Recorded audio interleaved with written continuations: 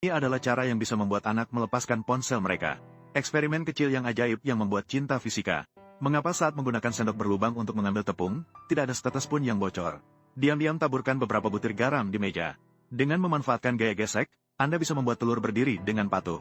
Tempatkan sebuah gelas kaca di depan panah. Tuangkan air bersih ke dalam gelas. Anda akan menemukan bahwa panah itu secara ajaib berbalik arah. Ini adalah prinsip pembiasan cahaya. Lilitkan dua kunci dengan kawat tembaga. Sesuaikan dengan kutub positif dan negatif baterai. Sebuah pisau pemanas elektrik sudah jadi. Ini adalah hukum resistansi. Potong botol plastik menjadi bentuk seperti di video. Letakkan selembar kain tipis di mulut botol. Gunakan karet untuk mengamankan. Balikkan di atas gelas. Tambahkan arang aktif satu persatu. Pasir, kerikil, pasir, kerikil. Kemudian tuangkan air kotor yang perlu disaring. Anda akan mendapatkan air bersih. Tuangkan air panas secukupnya ke dalam botol tinta.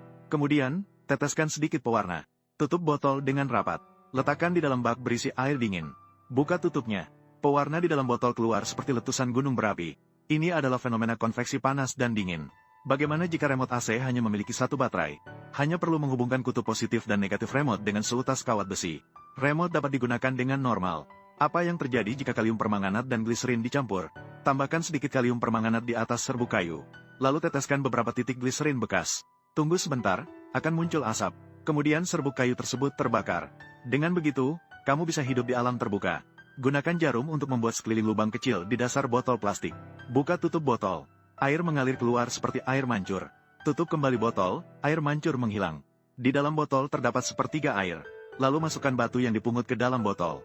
Terus saja masukkan. Bahkan jika botol diisi penuh, air tidak akan bocor keluar. Tolong ceritakan padaku bagaimana burung gagak dapat meminum air. Tuangkan biji-biji beras yang kenyal ke dalam botol. Hanya dengan sebatang sumpit saja, bisa mengangkat sebotol beras. Inilah yang disebut gaya gesek. Gunakan cotton bud untuk mengambil tulisan tersembunyi. Tulis kode di atas kertas putih.